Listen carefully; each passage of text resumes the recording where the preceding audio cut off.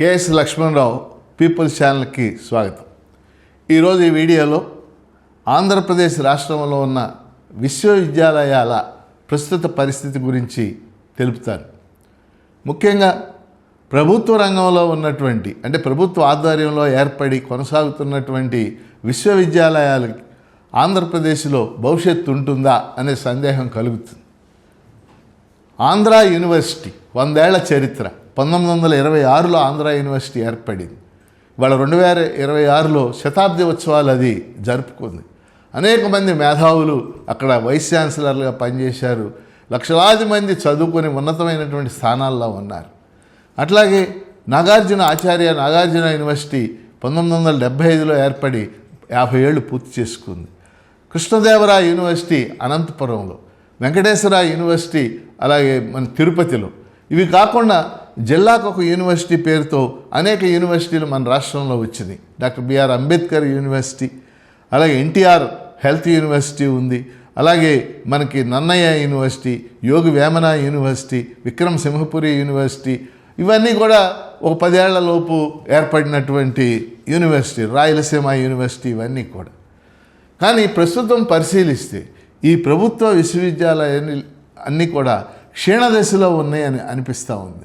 కారణం ఏంటంటే చేరేటటువంటి విద్యార్థుల సంఖ్య గణనీయంగా తగ్గిపోయింది.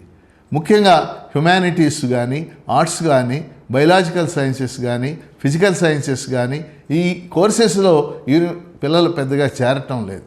దీనికంటే ముఖ్యంగా ఈ ప్రభుత్వ యూనివర్సిటీలన్నింటిలో కూడా గత 10-15 ఏళ్ళుగా ఏ పార్టీ అధికారంలో ఉన్నప్పటికి కూడా professors, assistant professors, associate professors ఈ పోస్టులు భర్తీ చేయలేదు.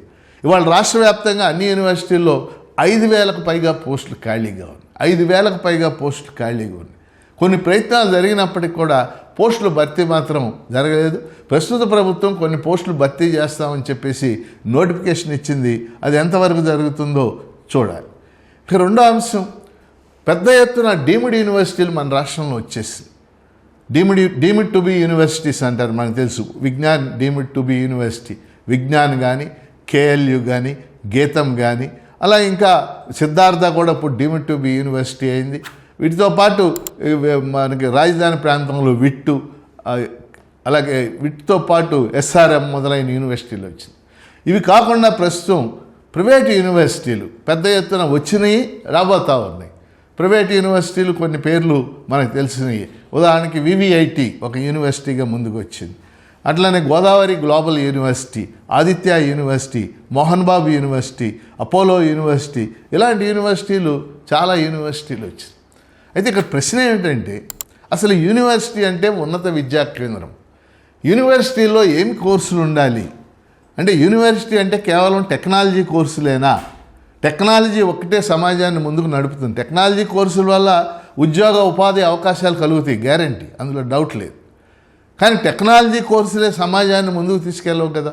ఒక యూనివర్సిటీ అంటే అర్థం ఇంజనీరింగ్ లాంటి టెక్నాలజీ కోర్సులు ఉండాలి, సోషల్ సైన్సెస్ ఉండాలి, political science, history, geography, economics ఇట్లాంటి సోషల్ సైన్స్ ఉండాలి, హ్యుమానిటీస్ ఉండాలి, తెలుగు, హిందీ ఇట్లాంటి కోర్సెస్, ఫిజికల్ సైన్సెస్ ఉండాలి, physics, chemistry etcetera, biological sciences, botany, zoology ఇలాంటి కోర్సెస్ అన్నీ ఉండాలి. ఈ కోర్సులన్నీ ఉంటేనే అది ఒక యూనివర్సిటీ అవుతుంది. కానీ ఇవాళ మన రాష్ట్రంలో ప్రైవేట్ రంగంలో ఉన్న డీమ్డ్ టు బి యూనివర్సిటీలు కానీ యూనివర్సిటీల్లో ఎక్కడక్కడ ఈ రకమైనటువంటి కోర్సెస్ లేవు. మరి మానవ జీవితాన్ని గురించి, మానవ సంబంధాల గురించి ఏ కోర్సులు అధ్యయనం చేస్తాయి? అందుకని మన రాష్ట్రంలో ఒక వాతావరణం ఏమిటంటే, కేవలం టెక్నాలజీ కోర్సు చదివితేనే మనకు ఉద్యోగాలు వస్తాయి. ఈ కారణం వల్ల ప్రభుత్వ ఆధ్వర్యంలో నడుస్తున్నటువంటి ఈ కోర్సెస్లు ఎవరు చేరటం. అందుకని ప్రభుత్వం దీని మీద ఒక అధ్యయనం చేయాలి, ఒక మేధావుల కమిటీని నియమించాలి. టెక్నాలజీ చదివేటటువంటి స్టూడెంట్స్ కూడా ఇతర కోర్సెస్ కూడా చదివేలాగా ఉండాలి. అలాగే ఒక్కొక్క యూనివర్సిటీలో కొన్ని కోర్సెస్, ఉదాహరణకి ఆంధ్ర యూనివర్సిటీ ఎకనామిక్స్ లేకపోతే పొలిటికల్ సైన్స్, వాటిని స్పెషలైజ్ చేసి ఈ కోర్సెస్ చాలా అద్భుతంగా రన్ అవుతాయి ఇక్కడ అనేటటువంటి వాతావరణాన్ని కల్పించాలి. ఇప్పుడు ఉదాహరణకి ఢిల్లీలో అశోక యూనివర్సిటీ ఉంది. అక్కడ ఎంఏ ఎకనామిక్స్ చదవాలంటే ఎంతో డిమాండ్ ఉంది ఇప్పటికి కూడా. మరి అక్కడ ఎందుకు చేరుతున్నారు? అందువలన మొత్తం మన ఆంధ్రప్రదేశ్లో ఉన్నత విద్యారంగంలో అనేక మార్పులు రావాల్సినటువంటి అవసరం ఉంది. ముఖ్యంగా యూనివర్సిటీల యొక్క పనితీరు మీద అధ్యయనం చేయాలి.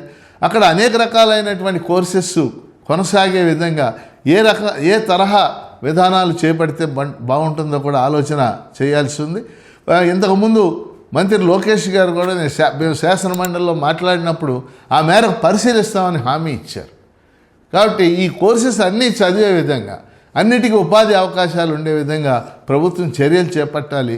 ముఖ్యంగా ప్రభుత్వ యూనివర్సిటీలు పునరుజ్జీవనం పొందటానికి అక్కడ పోస్టులు భర్తీ చేయటం, అదేవిధంగా అక్కడ కోర్సెస్ని వాటిని రివైవ్ చేయటం, అంటే రకరకాల పద్ధతుల్లో రివైవ్ చేయటం చేయాలని చెప్పేసి నేను ప్రభుత్వాన్ని కోరుతున్నాను.